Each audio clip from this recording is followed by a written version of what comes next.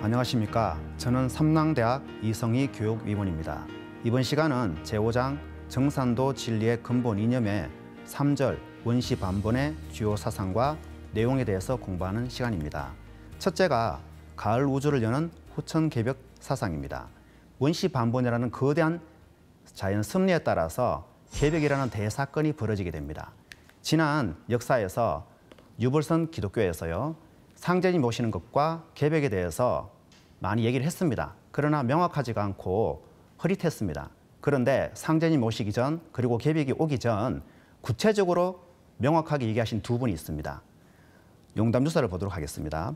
의와 세상 사람들아 무곡지운 닥친 줄을 너희 어찌 알까 보냐.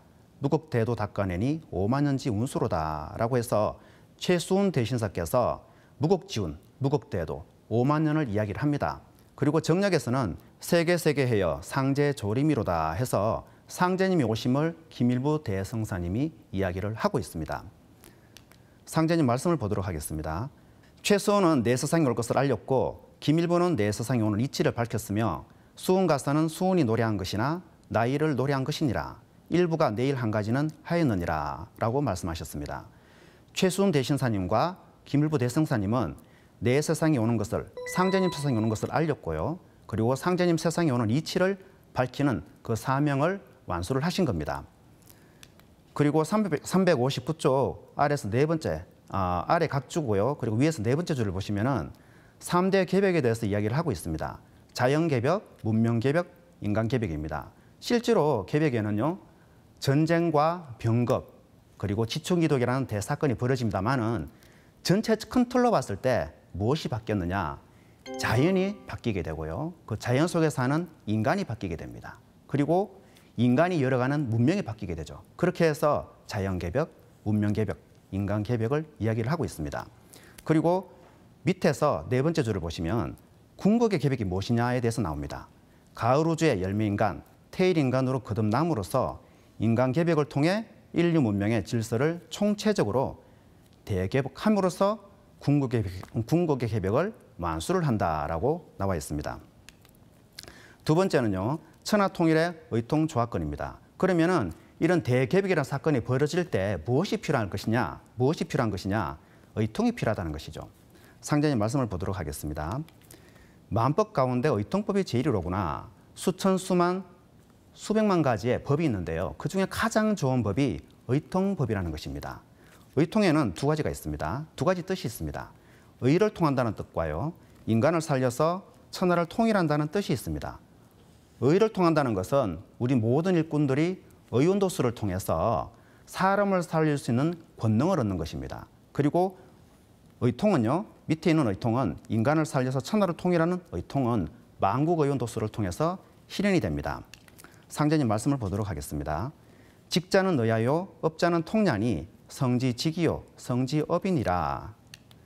천하의 직은 병들어 죽어가는 삼계를 살리는 일이요, 천하의 업은 삼계 문명을 통일하는 일이니라. 성스러운 직이요, 성스러운 업이니라 라고 하셨습니다.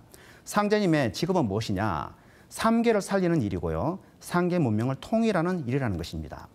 상제님께서는 상제님 시각으로 이 하늘과 땅과 인간을 봤을 때 인간만 병들어 있는 것이 아니고요, 하늘도 병들었고 땅도 병들었고 그 속에 사는 인간과 신명이 함께 병들었다는 것입니다. 그래서 하늘도 그 병을 고쳐야 되고요, 땅도 고치고 그 속에 사는 인간과 신명까지 다 고쳐서 함께 통일하는 일을 하시러 이 땅에 내려오셨습니다.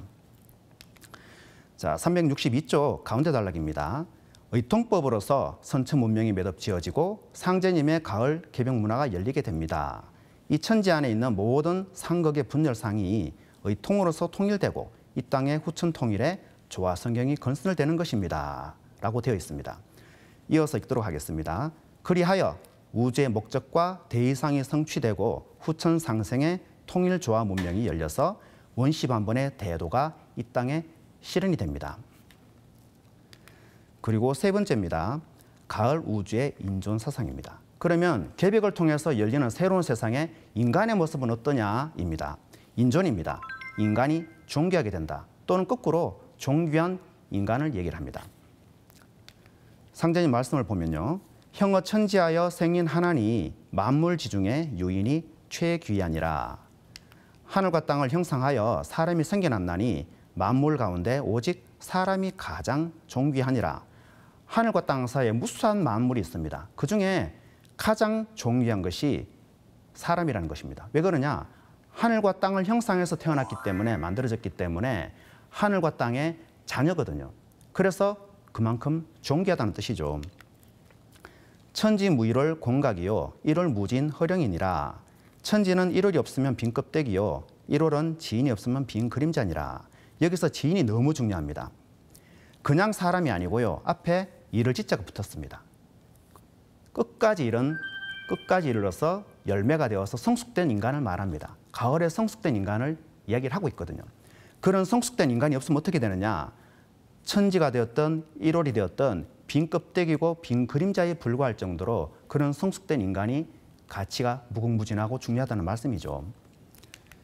천존보다 지존보다 인존이 크니 이제는 인존시대니라. 이제 인존시대를 당해서 사람이 천지대세를 바로 잡느니라 라고 하십니다. 선천 범죄름 세상은요, 천존시대고 지존시대입니다. 그런데 이제 인간이 자기 본성을 회복하면서 비로소 인존이 되는 것이죠. 그렇게 해서 가을 인존시대가 열리는데, 문제는 인존시대를 당해서 이제 하늘과 땅이 천지대세를 바로잡는 것이 아니고 인간이 하늘과 땅을 대신해서 대세를 바로잡는 시대가 열렸다는 것입니다. 이것이 너무나 중요합니다. 364쪽 위에서 두 번째 줄을 보시면요.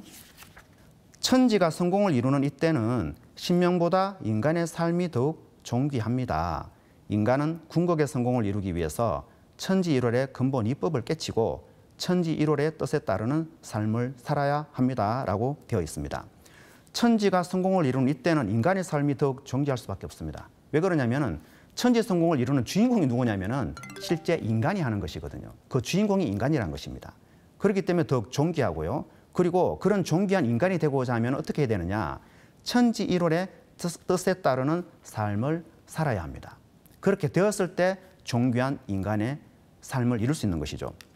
그리하여 인간의 역사를 하느님 중심 역사의 무대로 개벽하는, 즉 하느님의 문화를 여는 상제님 태모님의 대행자, 천지우주의 대역자 일꾼으로서 살게 되는 것입니다. 그런 존귀한 인간이 되었을 때 상제님 태모님의 대행자고 천지우주의 대역자 일꾼으로서 살게 되는 것입니다. 그러면 이어서 읽도록 하겠습니다. 365쪽입니다. 밑에서 네 번째 줄인데요. 인존사상은 도의 근원이신 상제님을 진리의 참 주인으로 모시는 시천주 신앙을 통해서 실현됩니다. 인간을 낳아서 기른 천지일월의 뜻을 받들어 상제님의 이상세계를 현실 속에 건설하는 것, 이것이 인간이 궁극의 성공을 이루는 유일한 길입니다. 라고 나와 있습니다.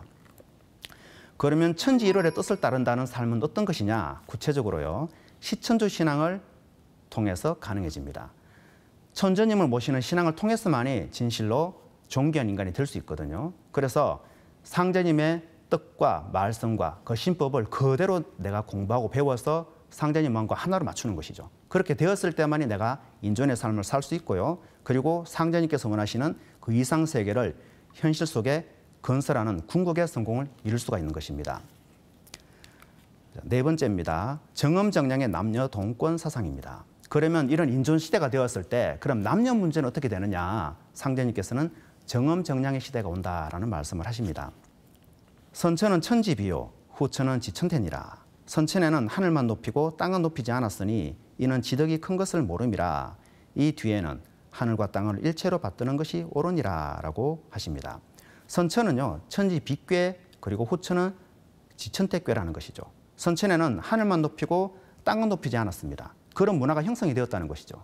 일부 지역은 땅을 높이는 문화가 있었지만은 나머지 일부 지역은 땅을 높이는 문화가 거의 없었다는 것입니다. 이 뒤에는 후천 가을에는요 하늘과 땅을 일체로 받드는 것이 옳은 문화가 나온다는 것이죠.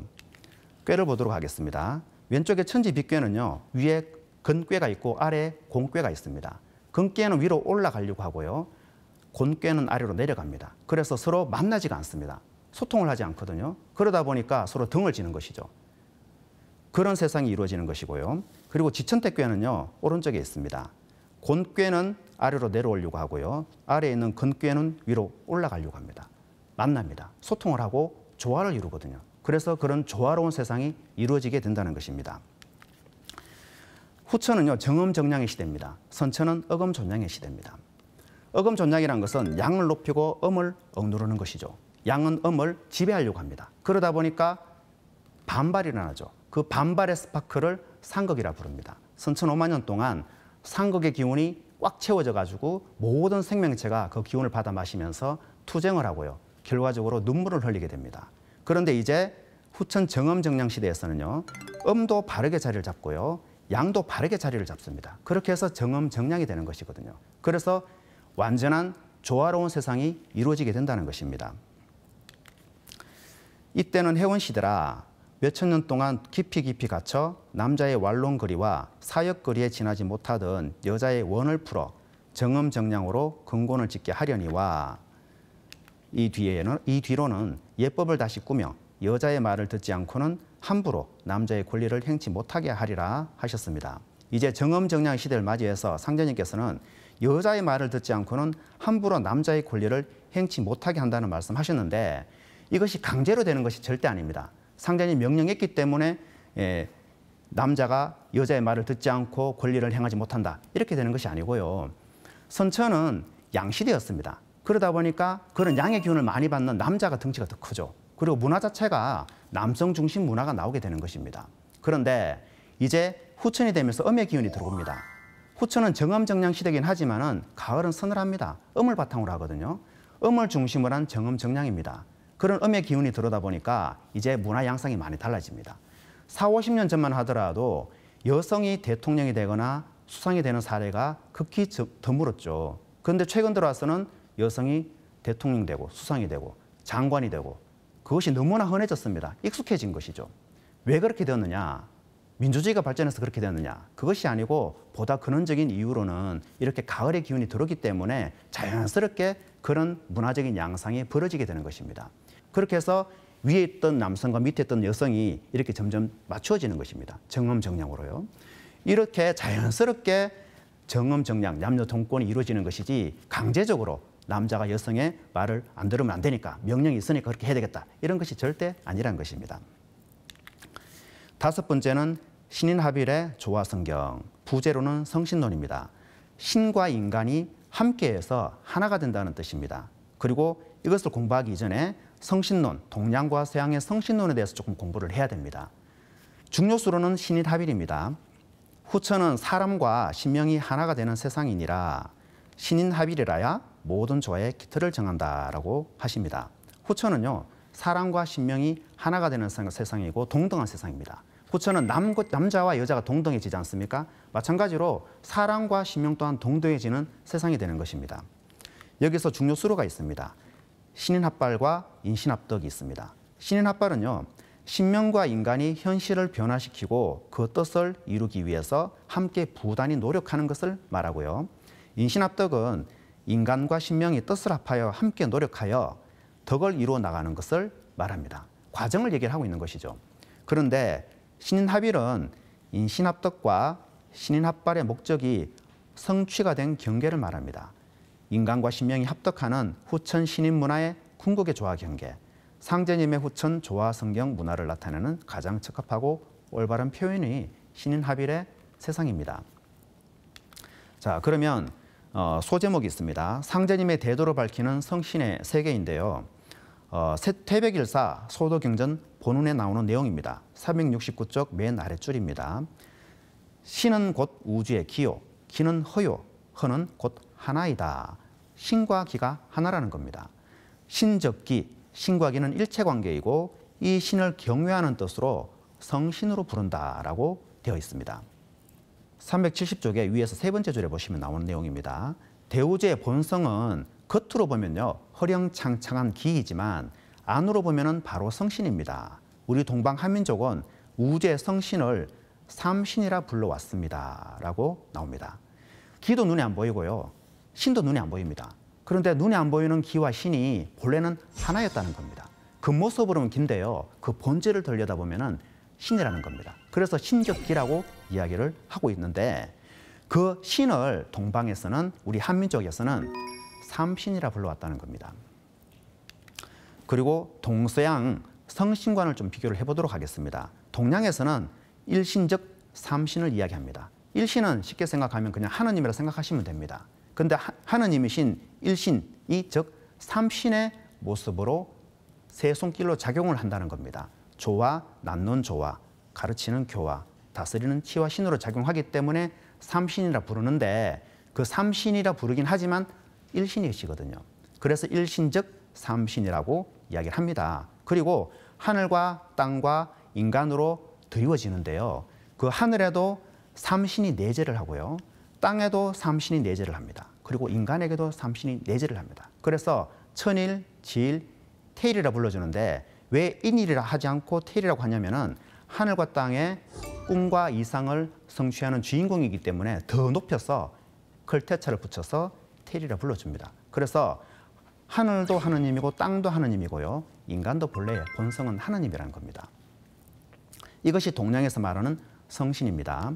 그러면 서양에서 뭐라고 하느냐? 성부, 성자, 성신을 이야기를 하고 있습니다. 성부는요, 추상적인 원신의 성격이 강해서 인간의 역사 안으로는 절대 들어올 수가 없습니다. 유대민족의 야훼를 주로 많이 얘기를 하죠. 그리고 절대 역사 안으로 들어올 수 없기 때문에 아들을 내려보냅니다. 아들을 통해서 아버지의 뜻이 이루어지는 성자를 또 이야기를 하고요. 그리고 아버지와 아들이 뜻을 이루게 하고 그 능력을 부여해주는 또 다른 존재로 창조와 구원의 사역을 하는 성신이 있습니다. 이렇게 성부, 성자, 성신, 삼위일체를 이야기를 하고요. 동양에서는 삼친일체를 얘기를 하고 있습니다. 371쪽의 아래에서 10번째 줄을 보시면요. 필리오키 논쟁이 나옵니다. 이것은 나중에 책을 공부하시는 분들이 보면 어려울 수도 있습니다. 그래서 간단하게 설명을 드릴게요. 초기 동방교회에서 성경을 만들었습니다. 성경에 보면요. 성령이 아버지에게서만 나온다라고 적혀 있습니다. 그런데 이것이 라틴말로 번역이 됩니다. 번역이 되면서 단어 하나를 더 추가를 합니다. 성령이 아버지와 아들에게서도 나온다. 그 아들에게서도라는 라틴말이 필리오케거든요. 영어로는 and the son. 아들에게서도 나온다는 것이죠. 그래서 동방교회에서 주로 그리스 쪽이죠. 아니 왜 없는 말을 집어넣느냐라고 얘기를 합니다. 그런데 서방교회 주로 카톨릭입니다. 아버지와 아들의 본질, 본성은 똑같기 때문에 무방하다라고 얘기를 하죠. 그것이 계속 논쟁을 불러일으키면서 서로 파문을 하게 됩니다. 그러면서 등을 돌렸는데 지금까지도 계속 논쟁을 하고 있는 과정에 있습니다. 이것이 동방교회, 그리스 정교와 러시아 정교하고 현재 가톨릭의 가장 큰 차이라고 보시면 됩니다. 자, 그리고 371쪽 밑에서 다섯 번째 줄인데요. 그러면 동방에서 말하는 삼신 하느님과 서방에서 말하는 신, 기독교에서 말하는 신은 무엇이 다르냐? 삼신 하느님은 인간의 역사에 직접 인간의 몸으로 들어올 수 있는 인격신이지만요. 기독교의 신은 본질적으로 추상적이고 초월적인 원신이기 때문입니다라고 나옵니다. 그리고 기독교의 신은 십자가로 상징하여 나타낼 뿐 결코 상제님처럼 인간의 얼굴을 지닌 신으로 나타날 수 없습니다라고 되어 있습니다. 이것이 가장 큰 동양과 서양의 하느님을 바라보는 차이입니다. 두 번째 소제목입니다. 성부, 성자, 성신, 삼위일체 하느님관인데요. 이것은 동방신교 하느님관에서 바라본 성부, 성자, 성신, 삼위일체 하느님관입니다. 내용이 좀 어려운데요. 쉽게 말하면은 동양에서 바라본 동방신교에서 바라본 하느님관을 서방의 성부, 성자, 성자의 논리로 성부, 정자, 성신의 논리로 같이 결합시켜 봤을 때 어떤 모습이냐를 얘기를 하고 있는 겁니다. 373쪽이죠. 성부 하느님입니다. 크게는 두 가지입니다. 첫째가 조물주 삼신이시죠. 일신입니다. 그냥 하느님이시죠. 그런데 유도에서는 그것을 중이라 불렀고요. 불도에서는 공이라 불렀습니다. 선도에서는 무라 부르고 기독교에서는 성부를 상징합니다. 그런데 이 조물주 삼신만 계시는 것이 아니고 이 삼신과 하나 된 똑같은 일체가 되신 분이 또 계신 거예요. 그래서 실제적인 인격신이신 하느님, 삼신일체 상제님이 계십니다. 그 상제님이 바로 계시다는 것이죠. 그래서 동방에서는 성부 하느님을 조물주 삼신과 실제적인 하나님이 계시다라고 이야기를 합니다. 그리고 성자 하나님입니다. 상제님의 천명을 받고 인간을 구원하기 위해 육신옷을 입고 오는 사람으로는 성자를 이야기합니다. 그런데 상제님께서는 성인과 범부중생, 본질적인 면에서 모두 성부의 절대세계에서 온 성자라고 말씀을 하시거든요. 이것이 기독교와 너무나 큰 차이가 있는 것이죠. 그리고 성신 하나님입니다. 373쪽 밑에서 두 번째 단락입니다. 그 근원과 실제가 천지의 성령으로서 인간을 진리의 삶과 영혼의 안식처로 인도하는 안내자요, 보호자이며 스승입니다. 라고 되어 있습니다. 좀 어려운 말이죠. 쉽게 밑에 풀어져 있습니다. 기독교 삼위일체 신관에서는 아버지와 아들로부터 오는 거룩한 영을 성신 또는 성령이라고 합니다. 그런데 아버지와 아들로부터 오는 성령인 거예요. 그러나 상제님께서는 조상신도 성신이고 하늘에서 내보낸 신장도 성신이고요. 각자의 보호신도 모두 성신을 하셨습니다. 특히 조상신은 우리 생명의 근원이며 인생의 보호자로서 제1의 성신입니다. 보호신이시죠. 전페이지를 다시 보게 되면 위에 보시면 안내자고 보호자고 스승이지 않습니까? 조상님이 그 역할을 하는 것이죠. 자, 그리고 세 번째 소제목입니다. 이론적 다신의 성신 세계인데요. 쉽게 설명하자면 상제님께서 말씀하시는 신관이 무엇이냐, 정산도에서 말하는 신관이 무엇이냐입니다. 이론적 다신관입니다. 우주에 가득 찬 성신이 하나의 근원에서 나왔지만 현상적으로 천차만별의 모습으로 존재한다는 것이죠. 모든 인간과 모든 사람은 하나님의 본성이 내재해 있습니다. 그러다 보니까 하나에서 나왔죠. 그러나 각자 개성을 가진 사람들이고 신명들입니다. 그래서 이론적 다신관이다라고 이야기를 합니다. 또 다른 뜻으로는요, 이 우주의 중심에 상제님이 계십니다. 상제님을 중심으로 해서 너무나 많은 신명과 너무나 많은 사람들이 있습니다. 그러다 보니까 마찬가지로 이론적 다신관이다라고 말하기도 합니다. 상제님 말씀을 통해서 알 수 있는 신도 세계에 실제하는 성신은 구체적으로 어떤 존재이냐, 그냥 쉽게 설명해 놨습니다. 첫째는 상제님의 성령이죠. 두 번째는 인간으로 살다 간 성자들의 신명이고요. 세 번째로는 인간을 보호하고 도와주시는 보호성신입니다. 그런데 이 보호성신은요, 모두 지상에서 살다 갔던 실존했던 인물들입니다. 자, 마지막 소주제입니다. 신인합발로 여는 신인합일의 조화성경입니다. 지금 현재는 물질 문명의 중심에 와 있습니다. 물질 중심의 문화이죠. 그런데 이 결과로서 영성과 신성이 쇠약해지게 되었습니다. 그러나 이제 원시반본의 대자연의 섭리에 따라서 신과 인간이 본래의 모습을 회복하게 됩니다. 그렇게 해서 신인합일의 우천, 조화, 성경, 세상을 건설하게 되는 것이죠. 여기서 중요한 것은 신과 인간이 본래의 모습을 회복하는데요, 인간이 신성을 회복한다는 것입니다. 그럼 무엇으로 신성을 회복하느냐? 시천주 공부와 태월주 공부로만이 신성을 회복할 수 있습니다. 구체적으로 회복하는 방식이 어떻게 되느냐? 상제님 진리를 공부하면서 그것을 회복하게 되는 것이거든요. 80억 인류가 전부 대자연의 섭리인 원시반본의 이치에 따라서 이렇게 자기 신성을 회복해야만 합니다. 그러려면 상제님 진리를 공부를 하셔야 하는 것이죠. 여섯 번째는 동서 종교의 원시반본입니다. 자, 그러면은 동양과 서양, 유불선 기독교가 있습니다. 이런 종교는 어떻게 바뀌게 되느냐 후천에 들어갔어요. 상제님께서는 또한 마찬가지로 원시반본이 된다라고 하십니다. 선도와 불도와 유도와 서도는 세계 각 족속의 문화의 근원이 되었나니라고 하셨습니다. 유불선 기독교가 세계 민족들의 문화의 근원이 되었습니다. 예를 든다면 신라를 설명할 때 불교를 빼고 설명하기는 굉장히 어렵습니다. 조선도 마찬가지입니다. 유교를 빼고 설명하는 것은 굉장히 어렵죠. 유럽 역사도 가톨릭과 기독교를 빼고 설명한다는 것은 굉장히 어렵습니다. 그 모든 국가 문화의 근저에 이 종교 문화가 있는 것이거든요. 그래서 상제님께서는 각 족속의 문화의 근원이 되었다라는 말씀을 하십니다. 동유 대성인 하니 왈 동학이요, 서유 대성인 하니 왈 서학이라 도시 교민 화민이니라. 동방의 대성인이 있으니 곧 동학이요, 서방의 대성인이 있으니 곧 서학이라. 이는 모두 창생을 교화하는 데 그 사명이 있느니라 라고 하십니다. 각 종교의 사명이 있습니다. 상제님께서는 단 한마디로 말씀하십니다. 도시 교민 화민.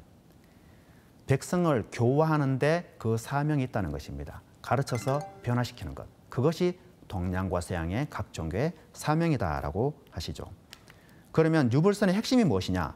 상제님께서는 불지 형체요, 선지 조화요, 유지 범절이라. 불도는 형체를 주장하고 선도는 조화를 주장하고 유도는 범죄를 주장하느니라 라고 하십니다.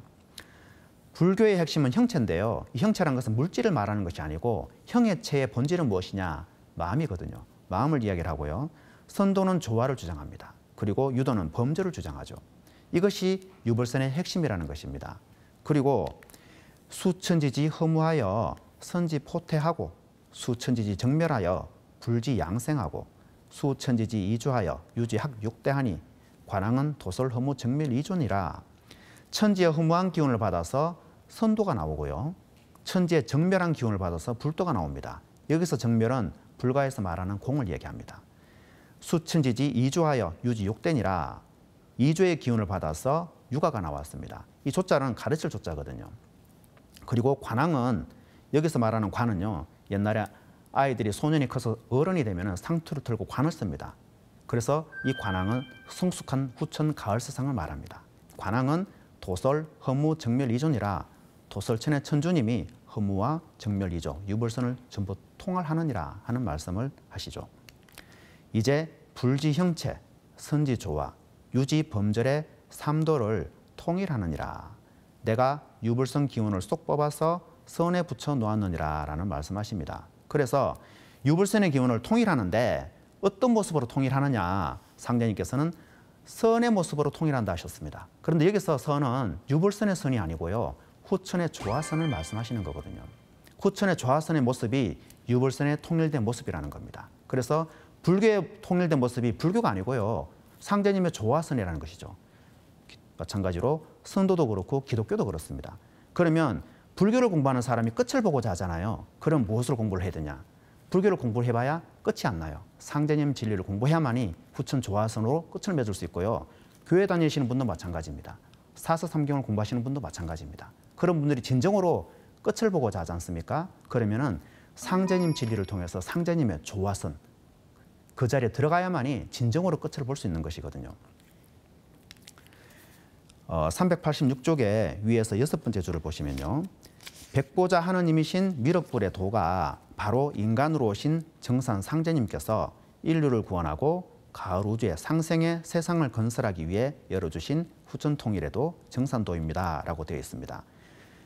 가톨릭과 기독교에서 말하는 백보자 하느님이신 불교에서 말하는 미륵불, 그분의 곧 상제님이신데요.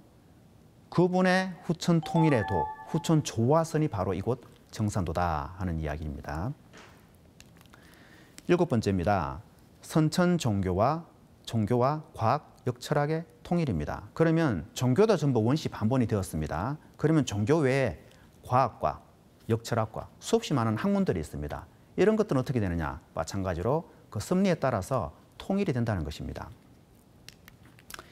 이제는 판이 넓고 일이 복잡하므로 모든 법을 합하여 쓰지 않고는 능히 혼란을 바로잡지 못하느니라 하셨습니다. 개벽을 지평하기 위해서는, 극복하기 위해서는 모든 법을 합하여야만이 가능하다는 말씀하시죠. 그러나 또 다른 말씀으로는 이제 원시반본의 섭리에 따라서 이 모든 것들이 하나로 통일이 된다는 말씀을 하시는 것이거든요. 원시반본의 이치에 따라서 역철학도요. 그리고 물질세계를 밝히는 현대과학도, 그리고 선천종교도, 그리고 무수하게 많은 사상과 학문들이 있습니다. 이 모든 것들의 끝이 어디냐? 상제님의 북 대도 안에서 대통합을 이루게 되는 것이죠. 정도사님께서는 현대과학이 이제 종교와 하나가 되어서 신성과학이 나온다라는 말씀을 하십니다. 이렇게 모든 사회적인 문화 양상이 상제님 진리로 전부 하나로 모이게 된다는 것입니다. 자, 8번째입니다. 도덕률의 원시 반본인데요. 부제로서는 군사부일체 문화입니다. 그러면 사회에 수없이 많은 규범들, 도덕이 있습니다. 이 또한 어떻게 되느냐?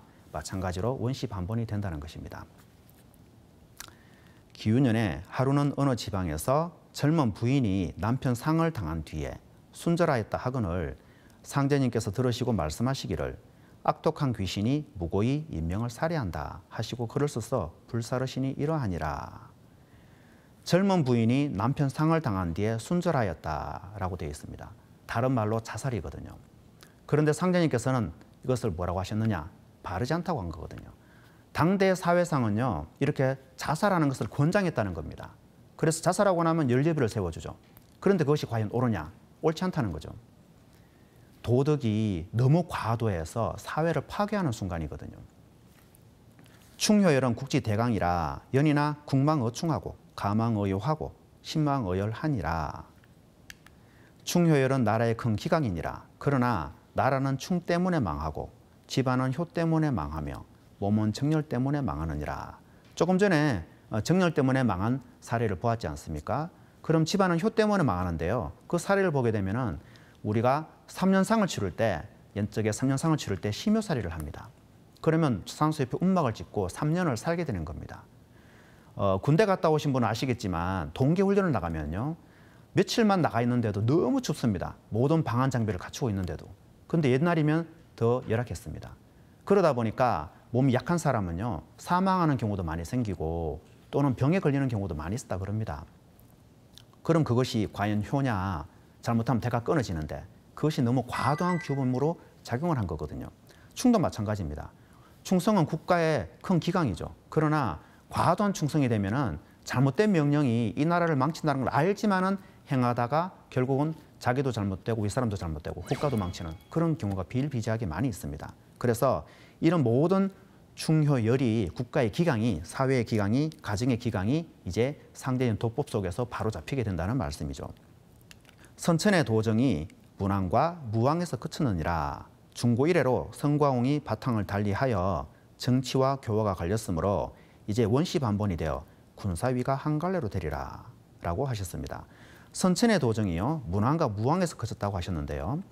본래 정치의 뜻은 상제님의 뜻을, 하늘의 뜻을 지상에 펴는 것을 정치라고 합니다. 하늘의 뜻은 구체적으로 상제님의 뜻이죠. 고대에는 그것이 정치의 표본이었거든요. 그래서 선천의 도정이 주나라 문왕과 무왕 때까지는 어찌됐든 상제님의 뜻을 세상에 풀려고 노력을 했었다는 거죠. 그런데 그 이후로 그것이 끊어진 겁니다. 허지부지 된 거죠. 그러다 보니까 성과홍이 갈라지면서 정치와 교화가 갈라졌습니다. 그러면 이제 모든 것이 하나로 통합되는 이 시대를 맞이해서 마찬가지로 정치와 교화가 옛적처럼 똑같이 하나로 모아지게 된다는 것입니다. 그런 문화가 이제 나오는 것이죠. 그래서 군사위가 한 갈래로 된다는 말씀을 하신 겁니다. 상고시대에는요. 제사장과 통치자가 겸임을 했습니다. 제사장이 통치자였습니다. 대표적인 사례로 황국, 배달국, 단군조선 시대가 있습니다. 단군조선 시대만 하더라도요. 신인 왕검이라 불렀습니다. 다른 말로 쉬운 말로 도통하신 분이었거든요. 신인이란 뜻이요. 도통하신 분이 나라를 경영하신 거예요. 그러니까 얼마나 나라 경영이 잘 되겠습니까? 그리고 황국도 마찬가지입니다. 모든 사람이 다 환이었습니다. 환했죠. 그중에 가장 밝고도 환한 분을 환인이라 불렀습니다. 마찬가지로 도통하신 분이거든요. 습가 공자 이상가는 예수 이상가는 그런 도통하신 분이 국가를 경영하니까 바른 정치가 행해지지 않을 수가 없는 것입니다. 그런데 중고 이래로 이제 정치와 종교가 갈라집니다. 정치는 왕이 담당합니다. 좋은 왕이 나오면 상관이 없지만은 좀 안 좋은 왕이 나오면은 온 국민들이 눈물을 흘리게 되는 것이거든요. 종교 또한 마찬가지입니다. 가르침을 폐기하는데 받아들이는 사람이 있고 안 받아들이는 사람이 있습니다. 한계를 가지게 됩니다. 그렇게 해서 서로 갈라지면서 많은 문제가 야기되었는데 이제 다시 하나가 되면서 옛적의 그 문화로 돌아간다는 것이죠. 제사장과 통치자가 겸임되는 시간대로 다시 돌아가는 것입니다. 상제님께서는 문명계와 삼천국이라고 말씀하셨습니다. 3천여 개의 나라로 펼쳐진다는 것이죠. 각 민족마다 한 나라를 이루게 됩니다. 그러면 그 민족의 정치적인 수장이 누가 되는 것이냐? 지금처럼 4년마다 5년마다 투표를 해서 그렇게 해서 수장을 바꾸느냐? 그것이 아니라는 거죠. 그래서 국가의 정치체제, 민주주의가 사라지게 돼요. 그럼 어떻게 되느냐? 가장 도가 큰 분, 열매를 크게 맺은 분, 크게 성숙하신 그분이 그 나라에 자연스럽게 수장이 되는 겁니다. 마치 황국을 보면 압니다. 수없이 많은 환이 있었는데 그중에 가장 밝은 분을 추대를 해서 환율을 모셨다고 나오거든요. 마찬가지로 3천여 개의 나라에서 그 나라마다 가장 밝은 분이 있는 거예요. 가장 크게 열매 맺은 분. 그분이 자연스럽게 그 나라의 정치적인 수장이 된다는 겁니다. 지금처럼 후천에 가서도 투표를 하겠지. 그런 게 절대 아니거든요. 그러면 자기가 얼마나 큰 열매를 맺느냐에 따라 가지고 자기가 가는 자리가 정해진다고 보시면 되는 겁니다. 그런 문화가 이제 나오게 되고요. 이것을 좀 더 큰 수로로 군사부 일체 문화라고 얘기를 합니다. 391쪽 위에서 10번째 줄인데요. 상제님은 인간과 만유 생명의 아버지이시며 가을 우주에 새 진리를 열어주신 큰 스승인 동시에 하늘과 땅을 주재하시는 통치자 하느님이십니다. 해서 아버지는 부고요, 스승은 사조, 통치자는 군입니다. 그렇게 해서 군사부 문화의 핵심이 무엇이냐? 그 가운데 상제님이 계십니다. 국가의 중심도 상제님이시고요, 이 가정 중심도 상제님이고, 사회 교육 시스템이 되었던, 사회 어떤 시스템이 되었던 상관없이 그 중심에 상제님이 계시는 것입니다. 391쪽 위에서 세 번째 단락입니다. 보시면은 후천 가을철에는 왜 군사부 문화가 다시 열리게 되는 것일까요? 원시반본의 섭리에 따라서 후천에는 우주 조물주 삼신의 본성이 인간 역사 속에 온전히 드러나기 때문입니다. 이 삼신의 본성인 조화, 교화, 치화가 현실로 모습을 드러낸 것이 바로 군사부입니다. 원시반본이 되면서 본래 이 모든 문화가 삼신, 즉 일신에서 나왔기 때문에 이제 근본으로 되돌아가는 것입니다. 그래서 사회 5만 년 동안 내내 삼신의 본성과 본질이 사회 그대로 다 스며들어 있는 것이죠. 그런 문화가 펼쳐지게 되는 것입니다. 태상정도사님께서는요, 이 군사부 문화가 자연 섭리의 결론이요, 인류 역사의 총결론이라 말씀을 해주셨습니다. 선천의 모든 사상과 정치, 종교가 상제님 군사부 일체의 통일 문화 속에 수렴되어 천지의 꿈과 대이상이 이루어지게 됩니다. 라고 391쪽에 나옵니다. 이 자연의 섭리의 결론입니다. 군사부 문화가. 상제님을 모시는, 상제님을 중심에 둔 모든 문화 자체가 자연의 섭리인데요. 선천 봄, 여름을 지나서 가을이 오는, 마지막 가을이 오는, 열매가 되는 그 가을이 오는 섭리 자체가 이 군사부 문화고요. 인류 역사의 선천 5만 년 역사가 끝나는데 새로운 역사가 열리는데요. 그 새로운 역사의 결론이 무엇이냐? 이 군사부 문화죠. 상제님을 중심으로 한 군사부 문화입니다. 그래서 후천에는 모든 사상, 정치, 종교, 가정도 마찬가지고 전부 군사부 일체의 통일 문화 속에서 모든 인간들이 꿈꿔오던 세상이 펼쳐지게 됩니다. 상제님 말씀에 후천에는요, 하루라도 웃음꽃이 그칠 날이 없는 일이 세상이다는 말씀하십니다. 하루라도 웃음꽃이 그칠 날이 없는 그런 세상이 온다는 것이죠. 지금은 세상 사람들이 하루라도 걱정거리와 고민거리가 그칠 날이 없는 그런 세상이거든요. 그냥 언뜻 생각하기에 군사부 문화라고 하면 굉장히 딱딱할 것이 아닌가라고 생각할 수 있는데 그것이 아니고 정말로 웃음꽃이 그칠 날이 없는, 모든 인간들이 너무나 자유스러움 속에서 사는 그런 세상이 되는 것입니다. 자, 굉장히 좀 빨리 했는데요. 정리를 하자면은 원시반본의 실제적인 내용, 첫 번째가 후천계획이죠. 거대한 자연의 틀이 바뀌는 그 속 가운데 그 틀 중심에 후천계획이라는 대사건이 벌어집니다. 그 사건 속에서 필요한 것이 의통이고요. 그리고 의통으로 끝나고 난 새로운 세상이 어떻게 되느냐? 인존시대, 너무나 존귀한 인간의 중심의 세상이 열린다는 것이죠. 그 속에 남녀 동권의 시대도 열리고요. 신과 인간이 하나가 되는 그런 시간대도 열립니다. 그럼 사회적으로 봤을 때 어떻게 되느냐? 종교가 하나로 통일되는 겁니다. 그리고 과학과 학문과 모든 사상들이 상제님 진리로 또 마찬가지로 통일됩니다. 그리고 궁극으로는 군사부 일체의 문화가 열리는 것이죠. 여기서 중요한 것은 자연의 변화라는 것은 너무나 무섭습니다. 겨울에는요, 파카를 입어야 됩니다. 두꺼운 옷을 입어야 되고, 여름에는 반팔티를 입어야 됩니다. 그래야만이 그 자연에 순응하는 것이거든요. 그러면 이런 자연의 변화가 나하고는 별개의 문제냐? 전혀 그렇지 않습니다. 내가 진심으로, 내 가족이 진심으로 행복한 삶을 누리고자 하면은, 열매를 맺고자 하면은 반드시 이 거대한 원시반본의 틀에 올라타서 함께 해야만 되는 것이거든요. 그럼 구체적으로 뭘 해야 되느냐? 신성을 회복해야 된다는 말씀하셨지 않습니까? 그리고 내가 유불선 기독교를 신앙하고 있다. 그럼 그 끝을 보고자 한다. 그러면 상제님 진리를 통해서만이 마지막 그 후천 조화선의 경계로 들어갈 수 있는 끝을 볼 수가 있는 것이거든요. 그래서 이 계백을 집행하는 의통 또한 마찬가지입니다. 그와 함께 우리가 성공을 하게 되는 것이기 때문에 반드시 이 상제님 진리를 공부하면서 함께 인존이 되시기를 진심으로 기원드리면서 이 시간을 마치도록 하겠습니다.